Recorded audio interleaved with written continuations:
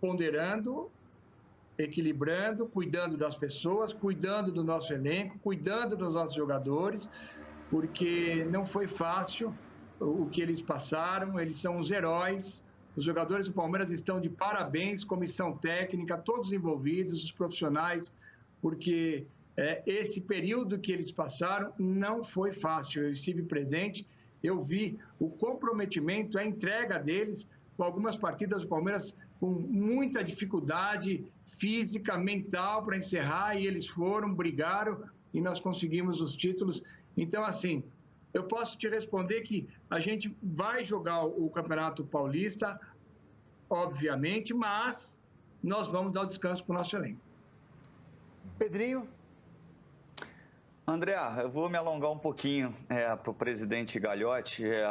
Primeiro, eu vou na linha do Arnaldo. Eu não vejo a necessidade de você contratar um craque.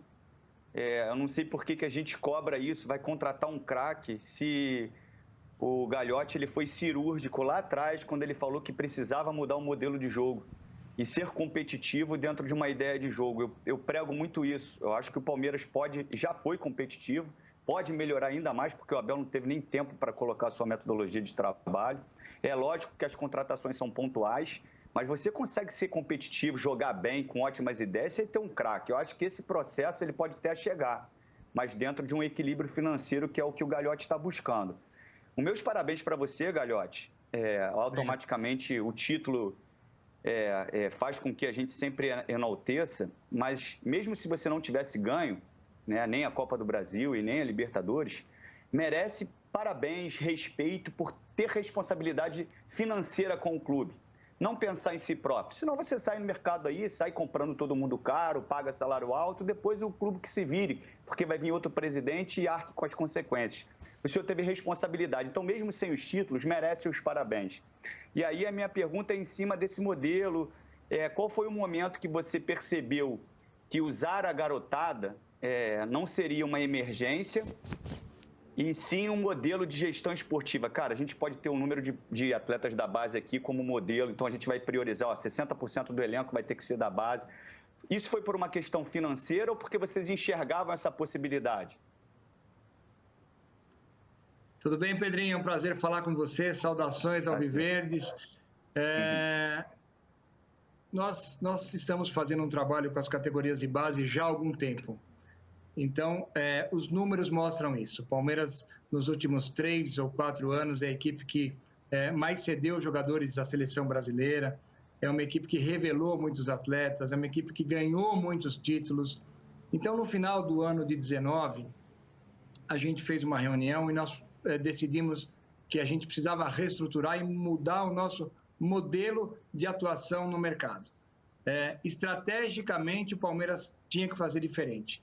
Se nós tínhamos os recursos em casa, se nós tínhamos bons jogadores, claro que você não pode colocar os meninos para jogar sem ter um amparo, sem ter os jogadores experientes, de qualidade, vencedores, junto com eles, que foi o que nós fizemos.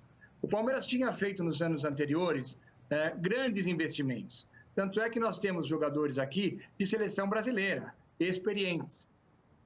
Se nós temos uma base vencedora, bons recursos na base, vamos mudar nosso modelo, então. Foi isso que nós decidimos. Manter bons jogadores no elenco e utilizar os jogadores da base que nós tínhamos naquele momento.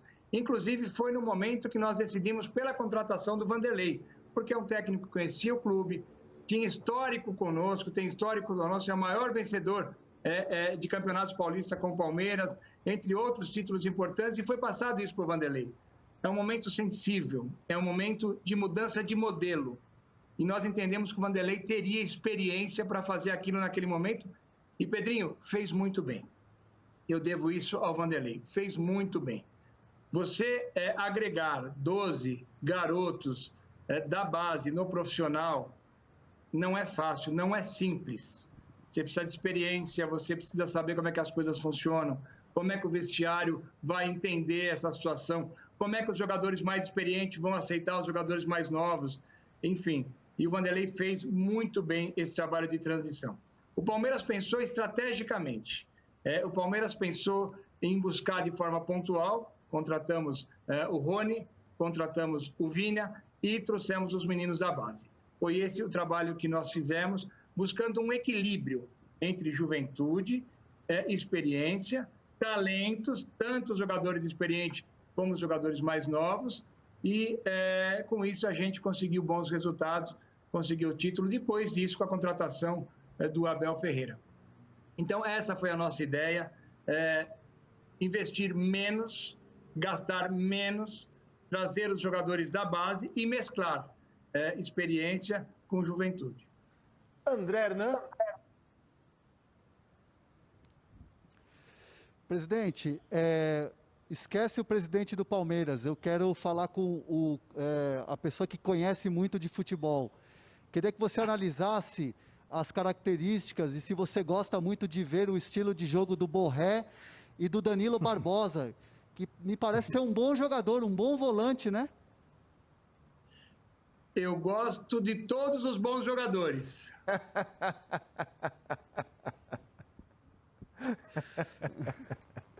Tá certo. O presidente, o Paulo Vinícius Coelho, nosso comentarista, gravou uma pergunta aqui para o senhor. Roda, diretor. Presidente, a presidente da Crefisa e conselheira do clube, Leila Pereira, deu uma declaração ontem dizendo que não pode abrir mão da dívida de 160 milhões, hoje 160 milhões de reais, já foi de 174, né? Que o clube contraiu com a patrocinadora.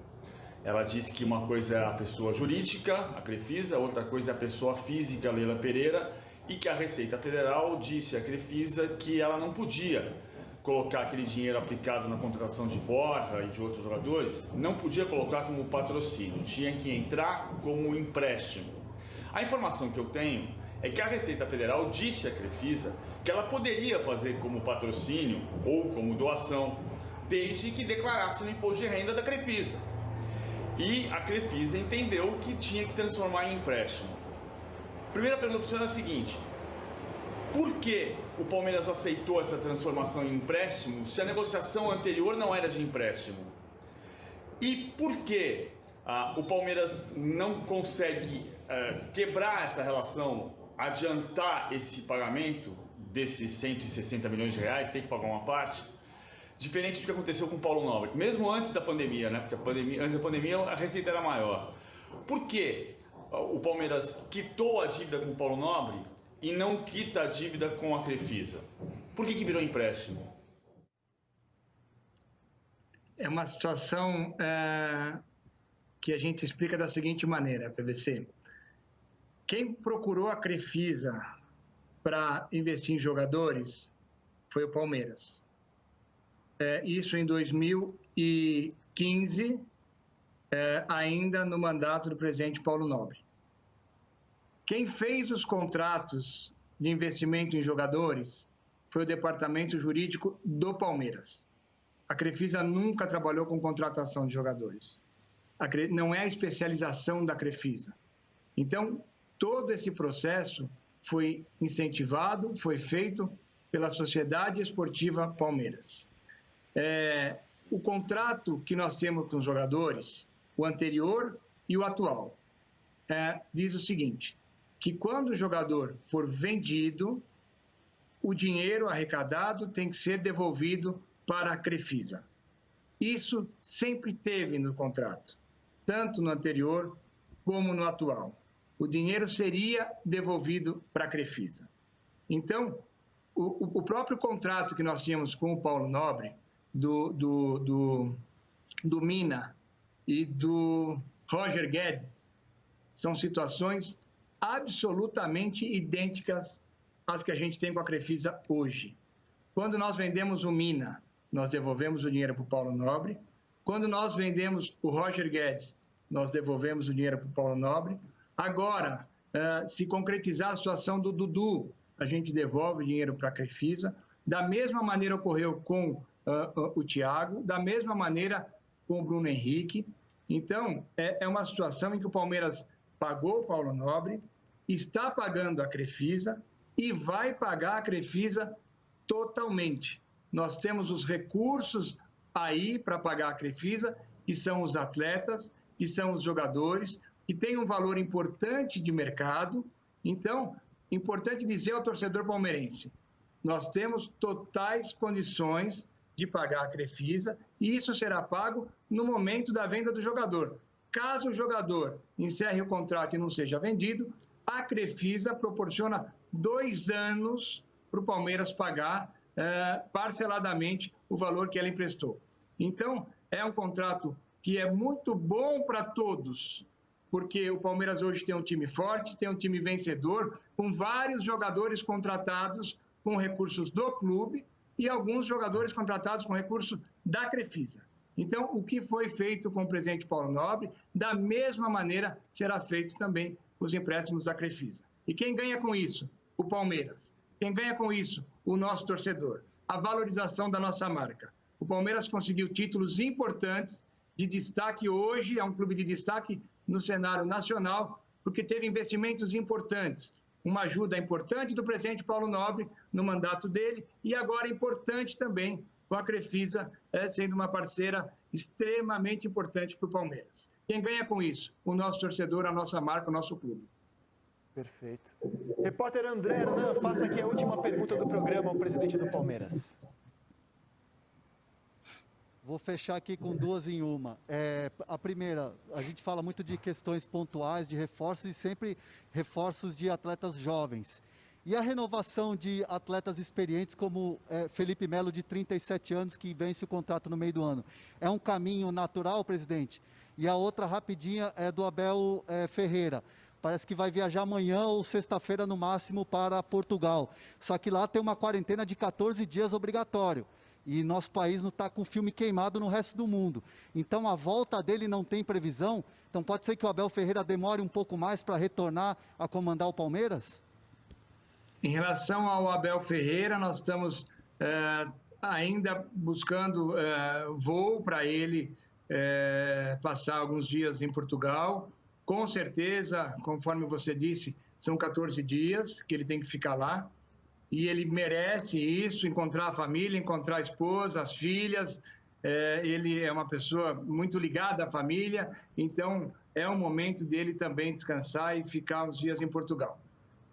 No mínimo 14 dias, conforme você citou, André. Em relação aos contratos que estão vencendo, durante este ano os assuntos serão tratados, o diretor de futebol vai tratar todos os envolvidos nessa situação. Eu queria agradecer ao presidente do Palmeiras pela entrevista, parabenizar de novo pela temporada gloriosa do clube e agradecer ao repórter André Hernan, que produziu aqui o nosso papo com o Maurício Gagliotti. Presidente, muito obrigado. Saúde para o senhor e toda a família. Obrigado, André. Foi um prazer falar com vocês. Estou sempre à disposição. Valeu. André Hernan, aquela última que você guarda na manga aqui para o Seleção.